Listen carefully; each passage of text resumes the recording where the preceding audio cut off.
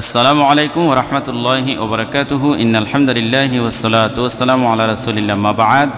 সুপ্রিয় দর্শক, আজকে সূরা নাবা মস্ক করে শিক্ষা করব ইনশাআল্লাহ তাআলা। আজকে 7 নম্বর পর্ব 31 থেকে নিয়ে 35 আয়াত করে আমরা মুখস্থ করে আসছি।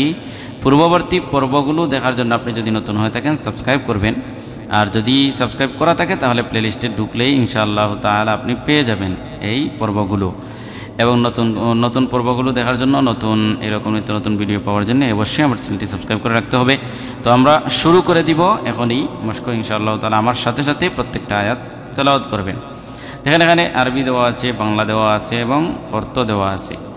আসলে বাংলা দিয়েছি, অনেক কিছু মানুষ একেবারেই আরবি পড়তে পারে না। এই জন্য আপনি যদি কিছু আরবি পড়তে পারেন তাহলে বাংলা পড়বেন না, বাংলা পড়া আপনার জন্য ঠিক হবে না, ঠিক আছে? কিন্তু একেবারেই যারা আরবি পড়তেই পারে না, তারা আমার সাথে সাথে যেন বাংলাটা দেখে দেখে পড়তে পারে, এই জন্য আমি দিয়েছি। তো আপনি যদি আরবি পড়তে পারেন অথবা বাংলা পড়তে পারেও না, আমি যেভাবে শব্দগুলো উচ্চারণ করব ওইভাবেই আপনারা উচ্চারণ করার চেষ্টা করবেন, কারণ আমি একটা শব্দ তো বারবার বলে থাকি যাতে আপনার পড়তে সুবিধা হয়। তো চলুন আমরা সূরা নাবা শিক্ষা পর্ব হচ্ছে 7 নম্বর শুরু করে দিই। أعوذ بالله من الشيطان الرجيم. بسم الله الرحمن الرحيم.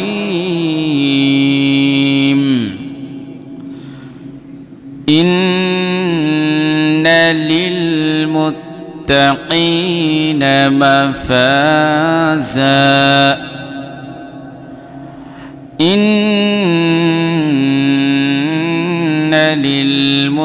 للمتقين مفازا. إن للمتقين مفازا. حدائق وأعنابا. حدائق وأعنابا. حدائق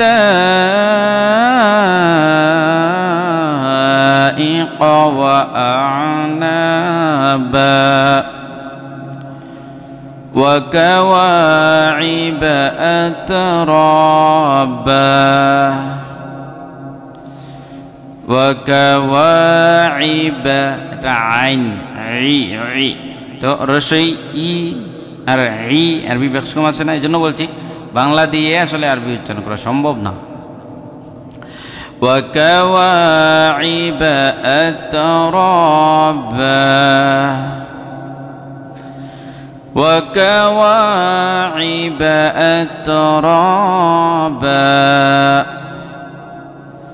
وكأسا دهاقا. وكأسا دهاقا. তানবিনের পরে দাল আসছে, ইখফা হয়েছে, এই জন্য নিষ্কারের মতো উচ্চারণ হয়ে গুন্না হয়েছে, এক আলিফ। وكأسا دهاقا.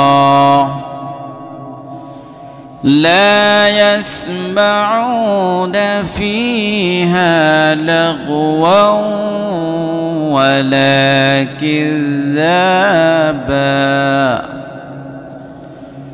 لا يسمعون فيها. لا يسمعون فيها